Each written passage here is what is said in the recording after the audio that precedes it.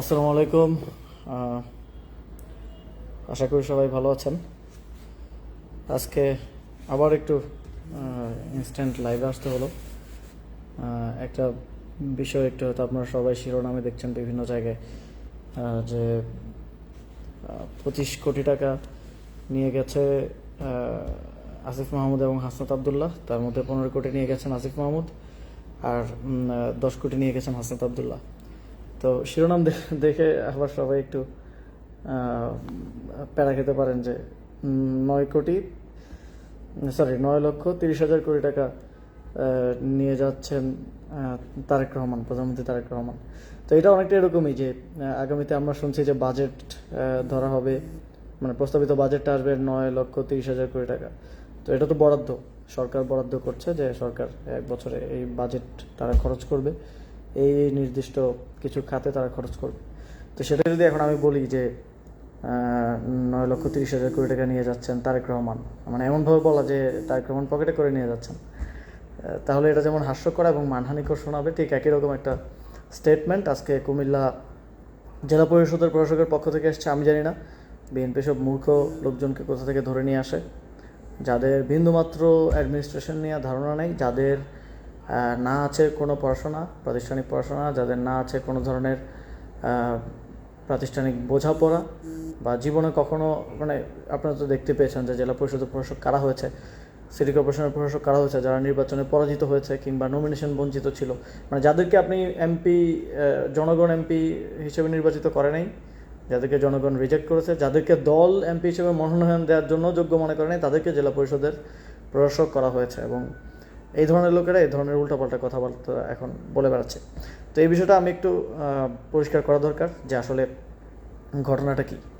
স্থানীয় সরকার বিভাগ, স্থানীয় সরকার পল্লী উন্নয়ন এবং সমবায় মন্ত্রণালয়ের বাজেট এবার গত অর্থ বছরে, মানে যেই অর্থ বছরে আমরা এখন আছি আর কি, ছিল মোট হচ্ছে 42,000 থেকে 43,000 কোটি টাকার মতো, এবং বিগত অর্থ বছরে ছিল এটা প্রায় 50,000 কোটি টাকার মতো, 45,000 কোটি টাকার মতো।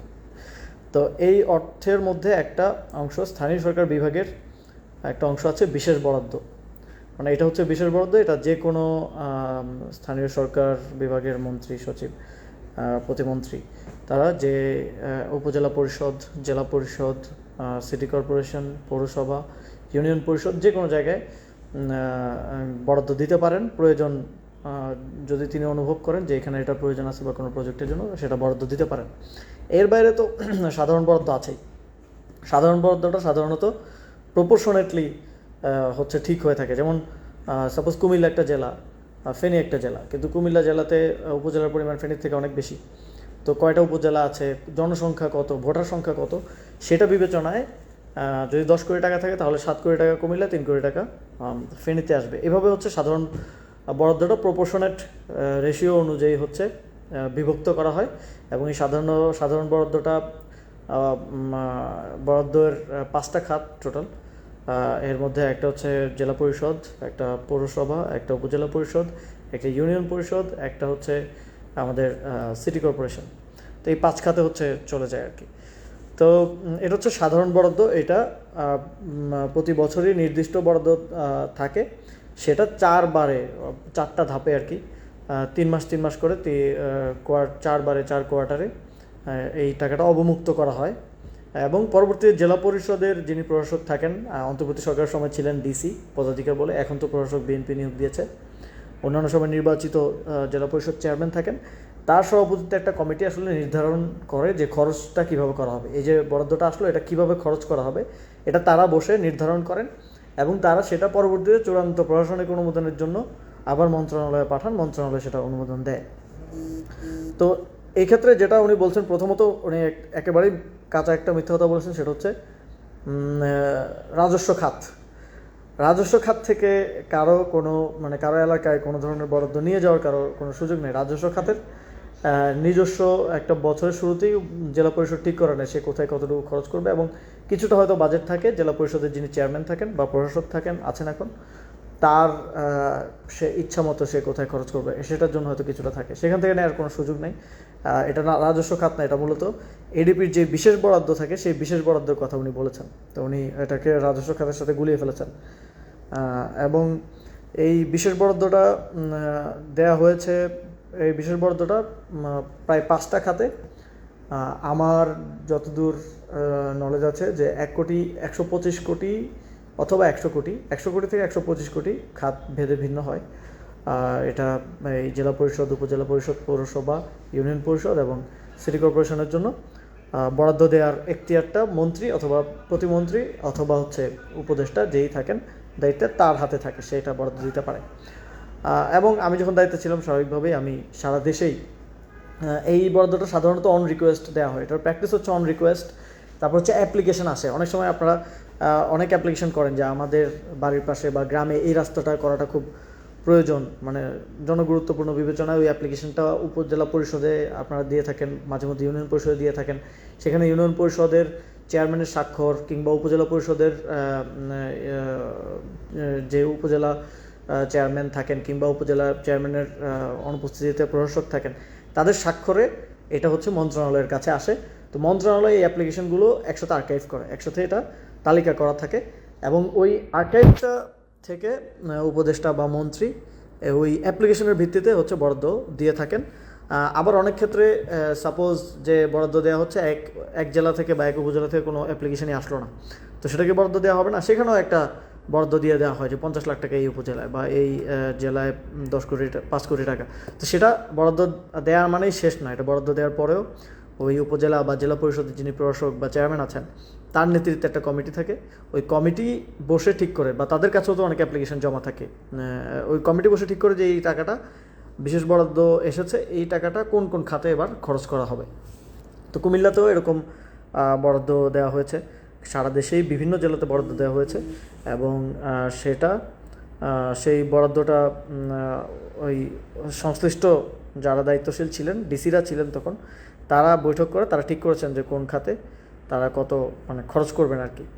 তো আমি একটা এক্সাম্পল হিসেবে একটা গভর্নমেন্ট অর্ডার আমি একটু দেখালে এটা একটু ক্লিয়ার হবে যে আসলে এই খরচের বিষয়টা কীভাবে কী হলো। এটা হচ্ছে ফেব্রুয়ারি 2025 মাসে অনুষ্ঠিত কুমিল্লা জেলা পরিষদের মাসিক সভার বিবরণী। সাধারণত যে খরচটা করা হয় সেটা হচ্ছে এই যে মাসিক সভাগুলোতে সিদ্ধান্ত নেওয়া হয়। আর মাসিক সভার জেলা পরিষদের মাসিক সভার সভাপতিত্ব করেন অন্তর্বর্তী সরকারের সময় ডিসিরা যেহেতু প্রশাসক ছিলেন তারা করেছেন।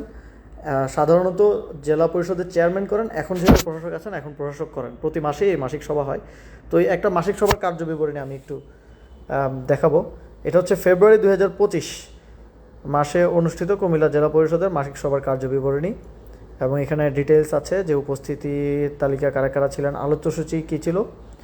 আলোচ্যসূচিতে ছিল চলমান উন্নয়ন প্রকল্প বাস্তবায়ন অগ্রগতি পর্যালোচনা সংক্রান্ত বিষয়ে আলোচনা ও সিদ্ধান্ত। ওই যে ছোটো ছোটো কাজ থাকে উন্নয়ন প্রকল্প, সেগুলোর বাস্তবায়ন। তো এই যে 2024-25 অর্থ বছরের রাজস্ব তহবিলের আওতায় প্রকল্প বাছাই গ্রহণ সংক্রান্ত বিষয়ে আলোচনা ও সিদ্ধান্ত, মানে রাজস্ব তহবিলের আওতায় কি কি প্রকল্প তারা নেবেন এটা নিয়ে বাছাই, এটাও ছিল একটা এই মিটিংয়ের এজেন্ডা।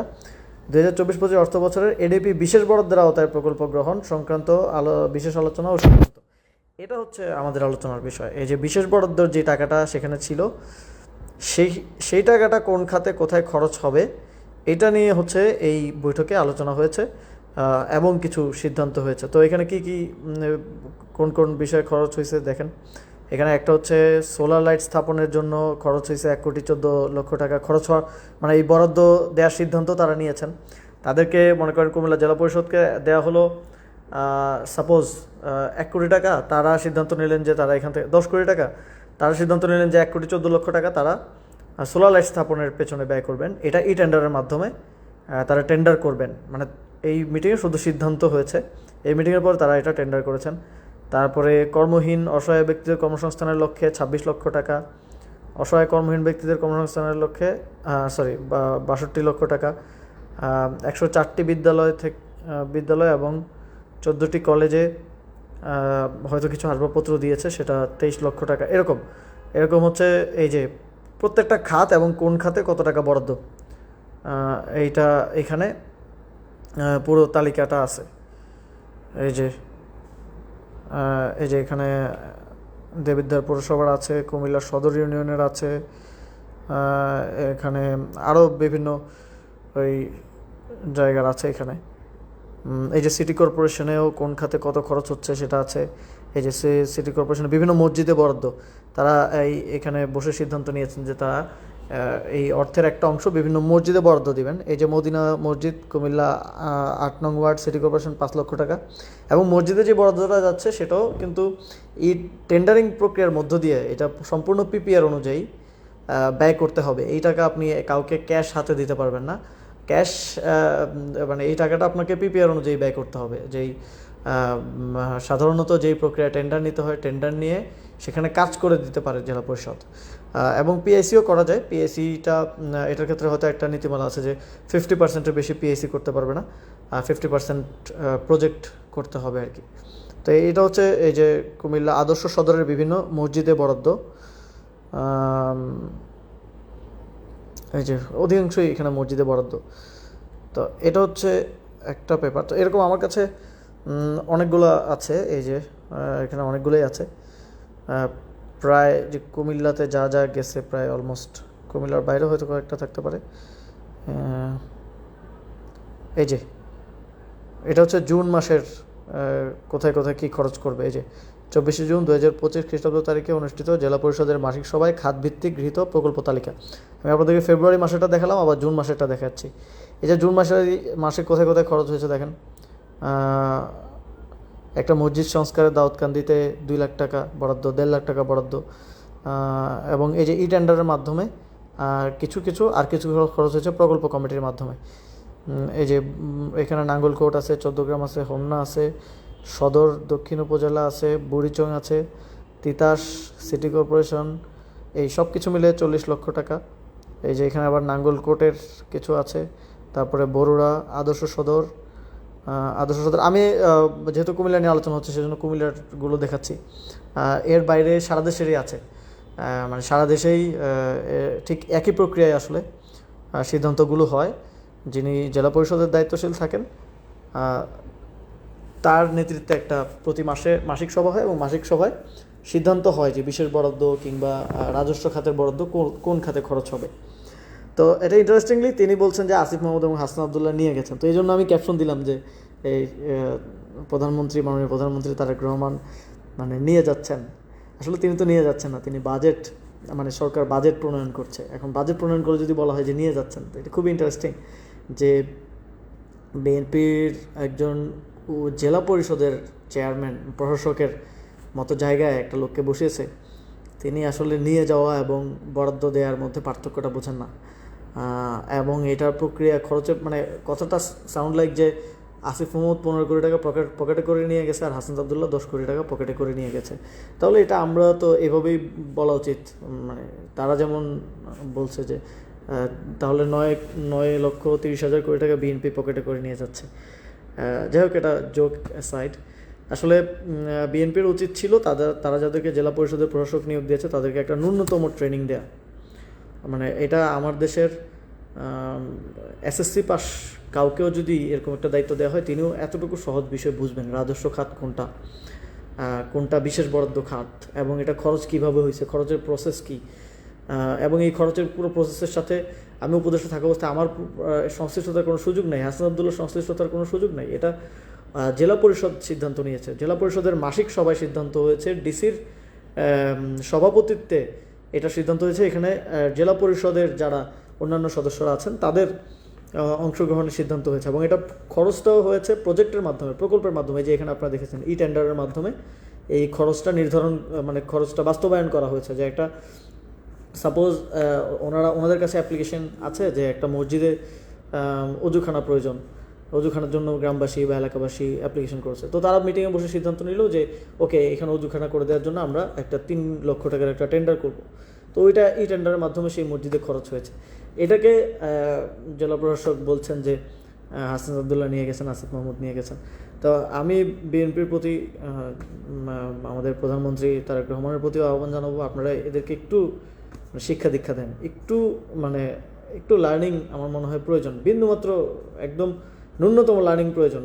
কোনটা রাজস্ব খাত, কোনটা বিশেষ বরাদ্দ, এতটুকু যদি না বোঝে তাহলে এসব লোক দিয়ে আপনারা কি দেশ চালাবেন, কি জেলা চালাবেন, কি মানে এটা জাতি হিসেবে আমাদের জন্য অত্যন্ত লজ্জাজনক যে এরকম লোকেরা হচ্ছে এরকম গুরুত্বপূর্ণ জায়গায় তারা বসে আছে, তারা দায়িত্ব পালন করছে এবং আমাদেরকে মানে এটা দেখতে হচ্ছে এবং এটা এক ধরনের হ্যারাসমেন্টের মতো হলো, এক ধরনের মানহানি করা হলো হাসনাত আবদুল্লাহর এবং আমার এই ধরনের বক্তব্য দেওয়ার মাধ্যমে। কারণ আজকে আমি লাইভটা করতেছি, জানি না কতজন মানুষ দেখছে। তার বক্তব্যটা কিন্তু নিউজের মাধ্যমে প্রথম আলো নিউজ করেছে, অলমোস্ট সবগুলা পত্রিকায় এবং মিডিয়ায় নিউজ করেছে। যিনি এই কুমিল্লা জেলা পরিষদের প্রশাসক যিনি এই বক্তব্যটা দিয়েছেন, তিনি এটা ক্লিয়ার করবেন এবং তিনি যদি না করেন তাহলে আসলে এটা আমাদেরকে মানহানির জন্য কোনো লিগ্যাল ব্যবস্থার দিকে আসলে যেতে হবে। কারণ মানে অনেক এনাফ ইজ এনাফ, মানে প্রতিদিন এই ধরনের বক্তব্য, প্রতিদিন এই ধরনের বিষয় নিয়ে কথা বলতে হয়, মানে এটা অত্যন্ত লজ্জাজনক। জাস্ট বিকজ অফ তাদের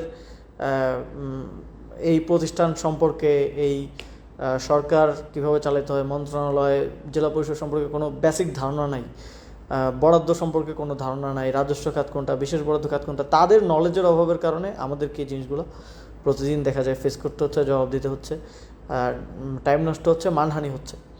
তো আমি আহ্বান জানাবো যে জেলা পরিষদের যিনি প্রশাসক আছেন, আপনি এই বক্তব্যটা স্পষ্ট করবেন। যদি না করেন তাহলে আমাদেরকে আইনি ব্যবস্থার দিকে যেতে হবে। আর বাংলাদেশের নাগরিকদের প্রতিও আমার আহ্বান থাকবে যে একটু আপনারা অবশ্যই সচেতন, তবে এই ধরনের কিছু আসলে প্রথমে এটা শেয়ার দেওয়া বা ছড়িয়ে দেওয়ার থেকে আগে একটু ক্রস চেক করা যে এই কথাটা কীভাবে বলছে বা হাউ থিংস ওয়ার্ক। আর আমাদের দিক থেকেও চেষ্টা থাকবে সর্বোচ্চ স্বচ্ছতা, যেটা আমরা প্রথম থেকেই আমরা দেখিয়ে আসছি এবং সেটা আমরা রাখবো। এবং আমার জায়গা থেকে আমি এই জন্য এক্সপ্লেনেশনটা দেওয়া গুরুত্বপূর্ণ মনে করলাম, কারণ অনেকেই বিভ্রান্ত হচ্ছেন এই ধরনের বক্তব্যের পরে। আমি আশা করব তিনি তার বক্তব্য সংশোধন করবেন, অন্যথায় আমাদেরকে আসলে আইনি পদক্ষেপের দিকে যেতে হতে পারে। তো অনেক ধন্যবাদ যারা ছিলেন, কষ্ট করে সময় দিয়েছেন, দেখেছেন। একটা রিকোয়েস্ট থাকবে যে আসলে অনেকের কাছেই পৌঁছে দেওয়া হয়েছে এই মেসেজটা, যে বা এই নিউজটা অনেকের কাছেই পৌঁছে গেছে, যেহেতু অনেক জায়গায় নিউজ হয়েছে, কিন্তু আমার এই এক্সপ্লেনেশনটা পৌঁছে দেওয়ার ক্ষেত্রে আপনারা একটু মানে সহযোগিতা করবেন, যারা দেখেছেন একটু যদি সম্ভব হয় শেয়ার করার চেষ্টা করবেন। ওকে, সকলকে অনেক অনেক ধন্যবাদ। যদি এই সংক্রান্ত কোনো ফার্দার কোশ্চেন থাকে, আমি এর আগের বারও বলেছিলাম যে প্রতিমন্ত্রী শাহ আলম সাহেবকে যে যদি কোনো কিছু নিয়ে মনে হয় যে এটাতে হচ্ছে, তাহলে আমরা তো দায়িত্ব পালন করে এসেছি, আমাদেরকে চাইলে ডাকতে পারেন, এটা কোনো সমস্যা নেই। আমেরিকাতে এখনও নির্বাচনের পরে নতুন প্রেসিডেন্ট দায়িত্ব নেওয়ার পরে তিনি আগের প্রেসিডেন্টদের সাথে বসেন, এটা একটা কন্টিনিউয়েশনের ব্যাপার আছে, যে আগের অ্যাডমিনিস্ট্রেশন কীভাবে কাজ করছে সেটা বোঝারও একটা ব্যাপার আছে। তো এটা আপনারা বসতে পারেন আমাদের সাথে, কোনো ব্যাপারে আরও অধিকতর স্পষ্টতা প্রয়োজন হলে বা কিছু বুঝতে না পারলে, বা যদি মনে হয় যে এটা আমি ভুল করছি বা ভুল হয়ে থাকতে পারে, তাহলে এটা উই হ্যাভ এ এক্সপ্লেনেশন, বা ওই সময় যারা অ্যাডমিনিস্ট্রেশনের দায়িত্ব পালন করেছেন তাদের কাছেও এক্সপ্লেনেশন আছে, আপনারা বসতে পারেন। জাস্ট উল্টোপাল্টা বক্তব্য না দিয়ে আপনারা, যেমন মোস্তাক সাহেব, তিনি জেলা প্রশাসক যিনি এই মন্তব্য করলেন, তিনি চাইলেই যোগাযোগ করতে পারতেন, বা আমি জানি না, তিনি একেবারেই বেসিক একটা জায়গায় ভুল করেছেন, রাজস্ব খাত এবং বিশেষ বরাদ্দ খাতকে গুলিয়ে ফেলেছেন। যাই হোক, সকলকে অনেক অনেক ধন্যবাদ। সবাই ভালো থাকবেন, আশা করি যে সবার ঈদ ভালো কাটছে। ইনশাল্লাহ আবার দেখা হবে। আসসালামু আলাইকুম।